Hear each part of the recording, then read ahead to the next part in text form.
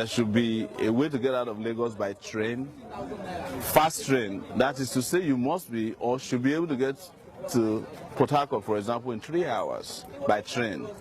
That would relieve this highway immensely. Second, you should be able to fly out of Lagos without pain through your nose. Third, there should be at least 5 different highways, that is dual carriageway leaving Lagos.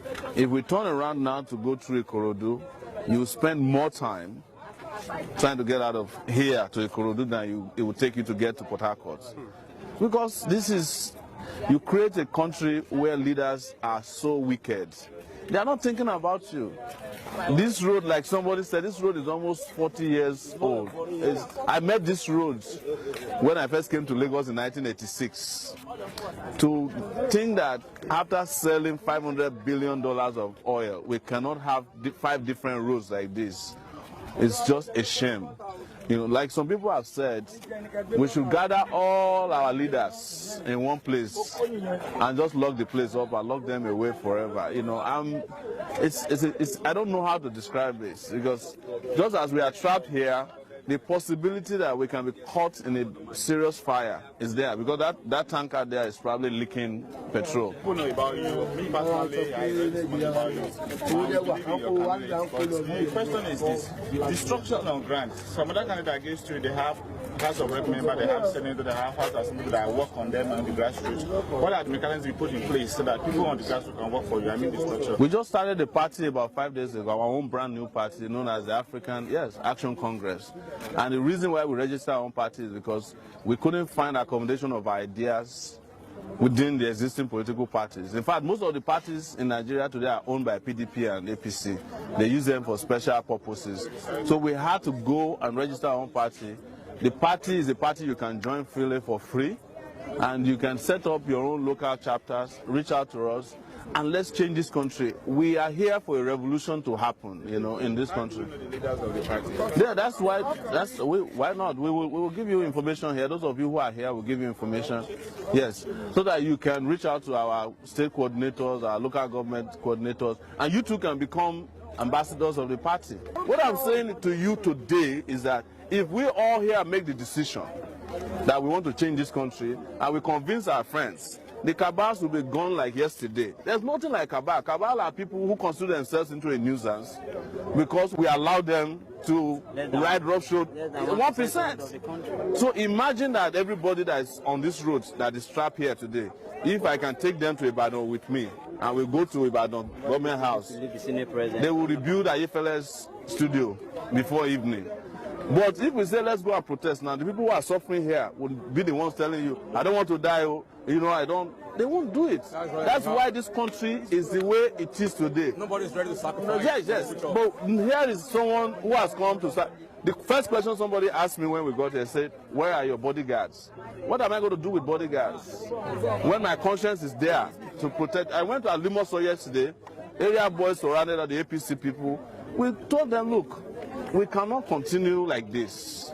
You cannot continue to, they cannot continue to use you to intimidate us. Because everywhere you go is our people that are used against us. It's young people like us. So why don't the young people in Nigeria withdraw their services from these useless people and face their future? Looking at Nigeria generally, you know, we have a lot of educated people, but we are hungry. And when there is hunger in a country or in a city, there's no how you can think properly because you are hungry. Like, take for example, I haven't eaten for 3 days now. You haven't? No, I'm actually, for example, an example, yeah. So I haven't eaten for 3 days now.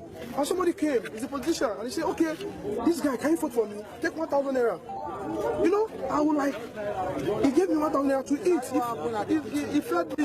So I rushed to eat, you understand? So I would definitely want to vote for him because of what he has just done.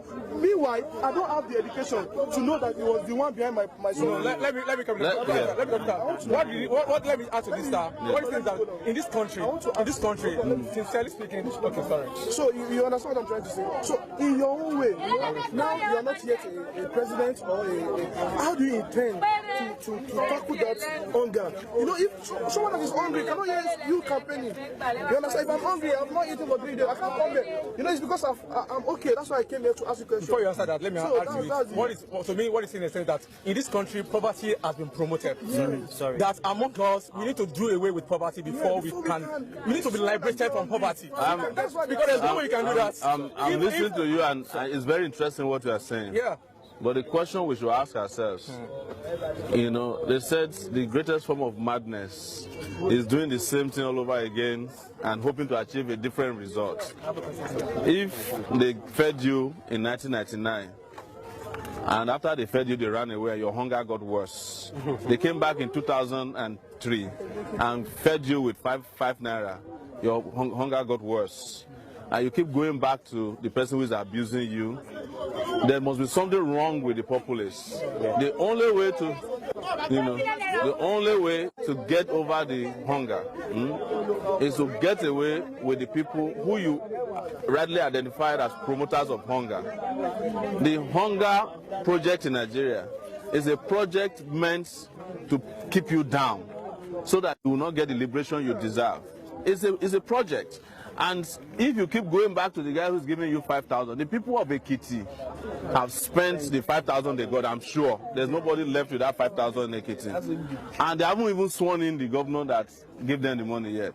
And you know that the governor who gave you 5,000, you will not hear from him again until he needs your election again. So why would you keep doing that stupid thing when you have alternatives? The reason why people like us came out is to provide the public with alternative, and we have been articulating it to the extent that some of our articulated positions and projects have even been stolen by the government, our ideas. So what does that tell you? That you have young people who can do it. But if after you leave this place today, one, you leave this traffic today, you leave this conversation we are having, and you go back to the guy who is giving you 3,000, then you can't even have access to you. Yeah, exactly. Thank you for this. Let me quickly dive into Yes. I'm very pleased. I'm happy I noticed this. No I have problem. so many of my friends that believe in you. But I have a question for you. Like, I was arguing with a guy, we were talking. Yeah. He was defending you. I was not really convinced about you initially, to the truth. So I started following your campaign. But I still had one issue. Yes. Somebody said you're just a mere activist, and being a Nigerian president is more than that. Like, for instance, I've seen people like Adam Oshiomhole used to be an activist, and we believed he might do something. But he got to the state governor of Edo State and nothing really changed. So now, you being an activist, I had you even one time student union of Unilag and all. Investor of Lagos. Exactly. So, and I've seen so many activists like that style like that and enter into politics and change. Yeah. So now I'm still yet to be convinced about your plans for Nigeria if you eventually become president. Because I see that you are actually in the forefront. But then it's still there is more to it being the president than just being an activist. The question I want to ask is anybody going to church this morning here? Anybody who's going to church? Is there anybody who just came from a church? Very good. Are there good and bad pastors? Yes. Has that made you stop going to church? No. Exactly. So just like you have good and bad pastors, there are good and bad activists. I don't want to elaborate too much on Oshiomhole, but Oshiomhole was never an activist. For those of you who don't know his history, I know the history of all the activists in Nigeria, but the only example I'll give to you is that Oshiomhole, if he was an activist, he would have been arrested during Abacha's time. Even someone as young as me, I was arrested several times under Babangida. You cannot find any record of Oshiomhole being arrested.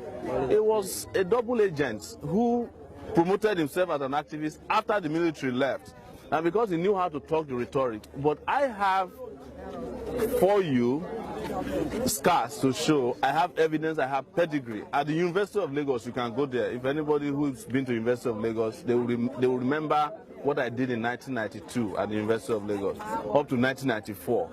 They will remember what we did during June 12th, right? The second question I have for you is, who was Mandela? Mandela was an activist who spent 27 years in prison. Did he become a good president in South Africa? Probably one of the best. Not only was he a good president, when he felt and knew that he was too old to run, unlike Buhari, he surrendered power. He pulled out so that South Africa could go on. and achieve his potential. Right? Who is Obama? Obama is an activist. In fact, he was ridiculed as a community organizer, which means that even my own activism was higher than his own. So, I now come back to you. The leaders of Nigeria that you say have the everything it takes, can you point to me a Nigerian leader that at this time is running for election who you think is better than us, me, or a Mogalu, or even Feladro Toye? You understand? None. No, I'm just giving an example. I don't want to measure myself alone. I'm not the only one running. There are a lot of young people running. What I'm telling you is that you have a set of recycled, useless old men who have nothing to offer you, and you are presented also with the option of young people who have articulated their position. You said you haven't seen what our plans are, but do you know that it was, yes, do you know that it was from us that they stole the idea of paying 50,000 to coppers? Yes. Do you know that it was from us that they stole the idea of June 12th as the new democracy day? You say you haven't seen the plan. Now, after we discussed that we'll be paying workers 100,000 as minimum wage, they are now negotiating with workers to pay them 66,000. But when we started the conversation around this, people abused us. Underscore the fact that maybe there's a mole in your midst, because how come they get old? No, because we don't hide it. No, I make it public. Okay. Oh, no, we make these things public. Okay, all right. This is just a few examples. But beyond that, we actually have written out a manifesto that you can find on our website, Sowore 2019, which elaborates what we call Spicer Heat. As we are speaking, all other aspirants, apart from the young aspirants, are not even campaigning. They are waiting for how they will distribute 500 naira. I mean 500 naira to everybody. Yes. I think my little level of understanding about Nigerian political system, yes, which everybody will agree with me. Yes. We have the three arms of government, we have the executive, we have the legislative and the judicial. And if you look at it, sometimes the legislature have always been the big challenge to the executive. So how do you intend to manage the legislative arms of government? Because sometimes when you have a very beautiful idea, when you have some decisive, because Nigeria now, you don't need just bringing out beautiful ideas. You need something. You need a strict action to take those actions. You want to mount the railway system. Because I look at the railway system, I saw my president sitting down jubilating. I was so ashamed of myself. I was in Dubai that time. Yes. Something that does not cut across the main populace. It doesn't cover the mass and it's not even fast. Yeah, so if you now want to do such a thing, how do you intend to convince or to get the Senate where you know that they might actually ask you to dip your hand into what they demand? Maybe they might be asking for a commission. Don't let me use the word bribe because I'm on the public media. I'm trying to. I know. No, that's what they do. Yeah, like maybe in terms of commission or whatever, or they want to have it, they want to partake in the contracting, which you know will water down the vision. Quality of the vision. The quality of the vision. Yeah. Because that's the big challenge. I believe in you and I believe in a lot of you, but that's where how do you intend to handle these people? You can see what is going on when somebody has decided to sit tight, making themselves stronger than the whole Senate, making themselves stronger than the office.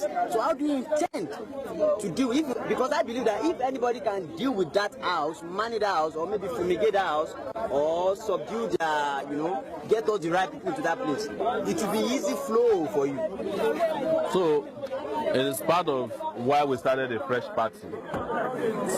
Our party provides the opportunity for anybody who's got aspiration to contest for the position of Senate, House of Rep, governorship.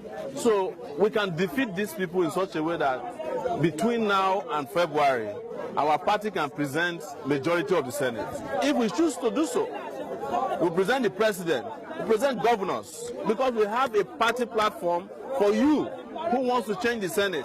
Secondly, the Senate or the judiciary or the executive is not supposed to be holding Nigeria to ransom. But when you don't have a leader that can articulate his vision, one of the things you will agree with me is that Buhari cannot articulate his vision very well. You barely understand him, even when he's speaking on national TV.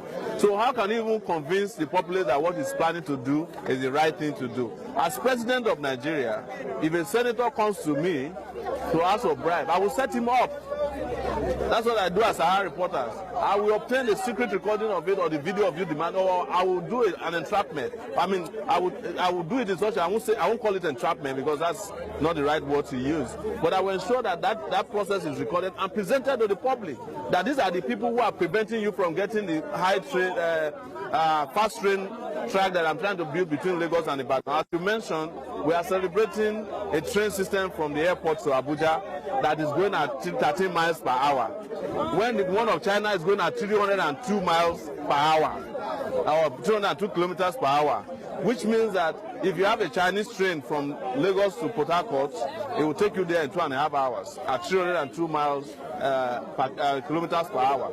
But the one Buhari has is only a little faster than a snail. And they want us to believe that they have done in fact, you saw how they came up and said that they have set up an airline. And the airline does not exist anywhere. You remember that one, the scam, they said that they have set up a brand new airline. The airline does not exist. Thank you very much. Thank you. So,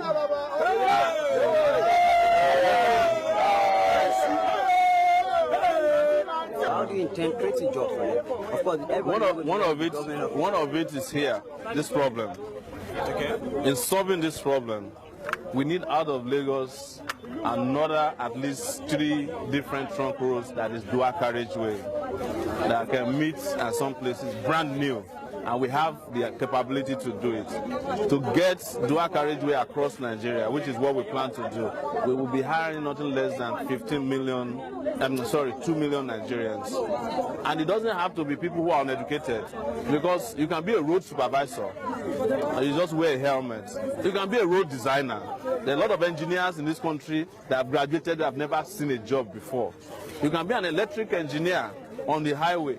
So many of the people that will be designing or working on road may not even go physically to the road. But there's also a lot of people who want to physically walk in the road. And we have a project that we're planning to grow electricity by 4,500 megawatts through solar energy. This sunshine that you're seeing, Nigeria has the best chance of growing electricity through solar energy. 4,500. To put together the pieces alone, we need about 2 million people. That's 4 million jobs there. We want to hire 200,000 teachers, right? Over 160,000 head workers. And if we are paying you 100,000 minimum wage as a teacher, you are going to be happy for a start. Because what it means is that you can help send your brother to school as well. If your mom is sick, you can pay some of our hospital bills, and you can contribute to your community, including helping your former school to buy a chair, you know. So you create another economy around empowerment of workers. But if you talk about it to them, they say if you pay minimum wage, it's going to cause inflation, which is a lie. You see? Yes, there are any millions. There's no Nigerian politician today who is earning minimum wage. In fact, if you want to get the minimum wage to be increased, pay Nigerian politicians minimum wage. Because the minimum wage of an average Nigerian worker per month is not up to what a politician will use to buy recharge cards in 1 hour. So how do you expect a woman who is a federal government worker, who has 5 kids or 4 kids, to live on 18,000 naira per month? Whereas a senator who even doesn't go to work is earning 13.57 million naira per month as allowances. Then they have 200 million per year as constituency projects. Then they earn about $1 million naira per senator as salary. They don't touch that. And they also have other opportunities. When they are in committees, they go and do what they call oversight visits to ministries, departments, and agencies of government. That is the biggest extortion racket in Nigeria. So an average senator is taking home about 50 million naira every month. But he wants a Nigerian federal worker to be living on 18,000 naira per month. And when you say that you want to increase that to 100,000, they say that, oh, it's going to cause inflation. What stupid inflation is that? Why is it that their own earnings, their own allowances and salaries and emolument, why is it not causing inflation in Nigeria? Is there a way to cut down these allowances? You can't, because except you drive them out of that position. Who's going to cut it for you? They are the ones who can take the decision to cut their allowances. They will never do that. I said now, to us, they are being loyal. They are seeing like what are the assurance that after you get into this office, you are still going to remain like this? Because we have several leaders in Nigeria and they have ended up disappointing us all. And I said, I'm not sure, maybe this is ACC, right? AAC. Yeah. We are seeing different leaders. Some of them are truly PDPs, but they will divert from that party. After being elected, they go back to their real parties. What is the assurance that you are not even among one of those parties who don't want to? Thank you. Create another party, and another day you go back to your real party. You at least know. I'll use my introduction with the Yoruba adage. You know to say you are Yoruba, and then by dash of you. That is to say, I have history. You may never have heard the name before, but if you do a little research, you will see that I come a long way. When it was difficult, there's a video on Facebook, the Bible on Facebook, Smowaleyi Abiola in 1993. So, if I didn't change, at that time, they were bribing people with 505 cars in student unions. Babangida was giving 505 to student union leaders. I rejected it. And I was happy one day, after some 20 or 10 years, I came to Nigeria and I was asking my brother for 505. I said, where is 505 these days? He said, they don't. My brother didn't even know about 505. He said, what car is that? Luckily enough, we were driving into our village in Ondo State. I saw one car that was carrying a Wedu and Ogede. They blown off the roof. They said, I said, that's 505. He said, that's what they call 505. So what I'm telling you is that if I had collected 505 in 1993, would 505 still be with me today? But nobody would have been able to see me and respect me. That's number one. Secondly, even in the university, when our colleagues were doing cultism, we were the ones who stood against it. When it was difficult, they almost killed me. When all the media people, journalists in this country are collecting brown envelopes, going to visit governors, I started a news website known as Sahara Reporters. There is nothing in this world they have not approached me with to bribe me so that I will not be writing stories against them. And there's nobody I've not written stories against in this country. I've never wavered. So I'm just giving you my history so that you can understand what the future will be like. There's a history of commitment, a history of credibility, of integrity, and of capacity. I have led students before. I created Sahara Reporters, and it was within 12 years competing with CNN all over the world in terms of breaking news, in terms of investigative reporting. I started it with one laptop.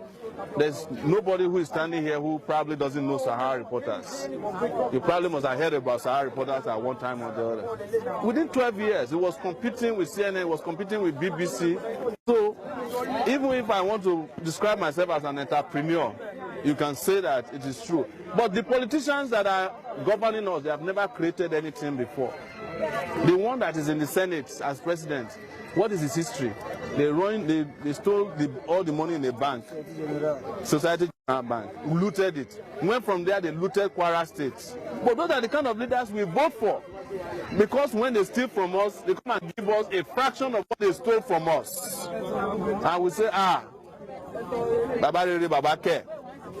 But it is not your money. I know that because of what other politicians have done, people are cynical.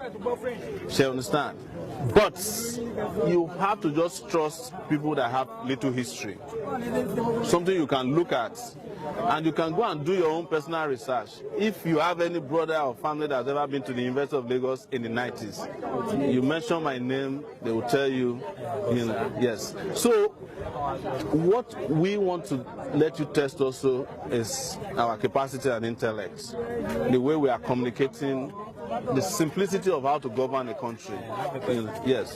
Please, have you been in a political position in Nigeria before? When you say political position, are you meaning that if I've been elected or selected? I have never tried it but I've been politically engaged. Where? I've been politically engaged to ensure that we had democracy in this country. Yes, I was a member of the pro-democracy movement with Gani Fawemi, Soyinka, Beko, and all of those nice people that brought democracy. I worked with them before. I have been at the forefront of fighting for good governance in this country for 12 years, using a media house that I mentioned to you earlier. I decided not to engage in political electioneering campaigns or partisanship because the parties in Nigeria, as they are today, are designed to confuse, steal, and destroy. And none of you can tell me otherwise that you have. If there's anybody here who can mention a party since 1999 that has never done something good for him, I want to know, please, before I proceed. Yes. Normally, I will not even waste my time here at all. If not, that somebody I knew, 88, I know the story, when mercury injection and everything. I was even surprised that you are back. They said I joined Sarah's podcast. Very happy. That's why I would never give any attention to this at all. Because when I see people who go for presidency straight like that, I'm like, oh, they're just looking for clouds. You know, Momodu did it last time.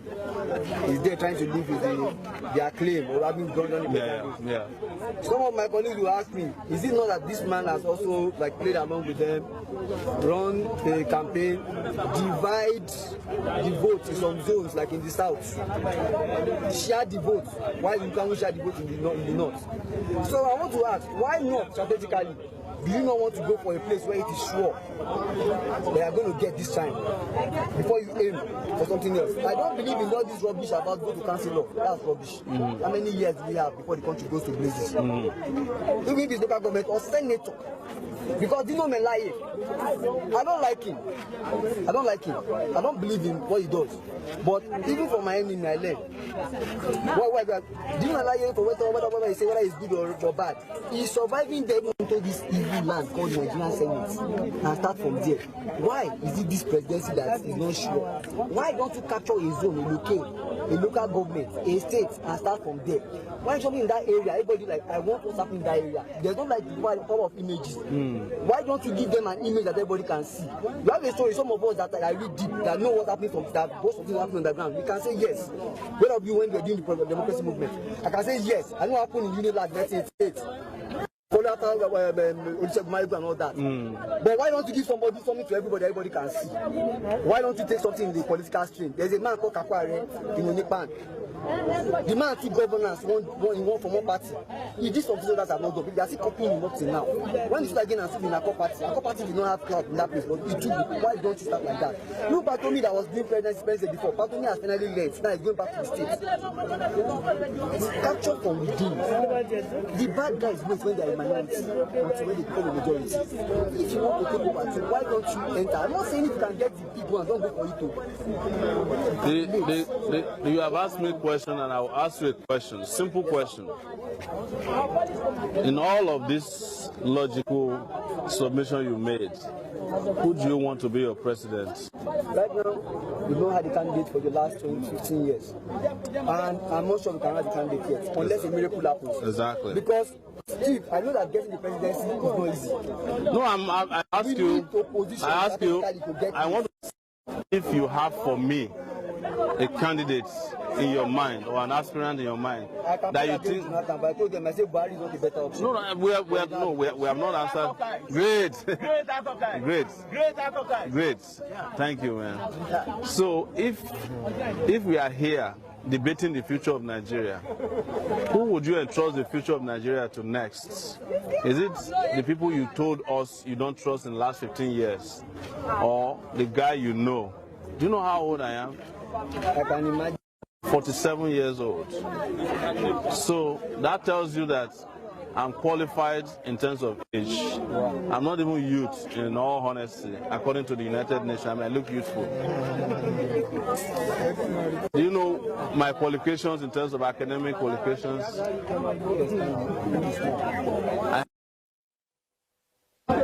Right? So, what about integrity? You said you knew in 1998. Correct. Actually, we started around 1989 up to, but mine was 93, 94. So, integrity. You find somebody in front of you who you can vouch for. Why would you go for the people who have been destroying the arguments for go to Senate? Is the argument that's born out of what they have done to us, not to believe in ourselves. They have so destroyed our self-esteem that even ourselves, we are defending the condition in which they put us, ourselves, by way of our own professing of the words. So they say to us, you are not good for anything, you are only good for counselor. And we say to ourselves, yes, we are not better than counselors. But the question I ask people is that if you want to be a counselor, you are free to be a counselor. If you want to be a senator, you are free to be a senator. But Sowore wants to be the president of the Federal Republic of Nigeria. That is what I'm aspiring for, and I'm a big dreamer. I have a question. You understand? And my dream is to get the presidency of Nigeria so that Nigeria can start working, so that we will not be sitting here in the last 2 hours in traffic when we should have arrived at our various destinations. The people who put you in this traffic, are they the people you want me to go and be a senator to? Or you want me to go and be governor to? Exactly. So if you have somebody who can tackle them, if you trust me not to tackle them in the Senate, why don't you let me go and tackle them as the president of Nigeria? The position of the president of Nigeria is a very powerful position. A senator can only tackle a few people. The president can tackle everybody.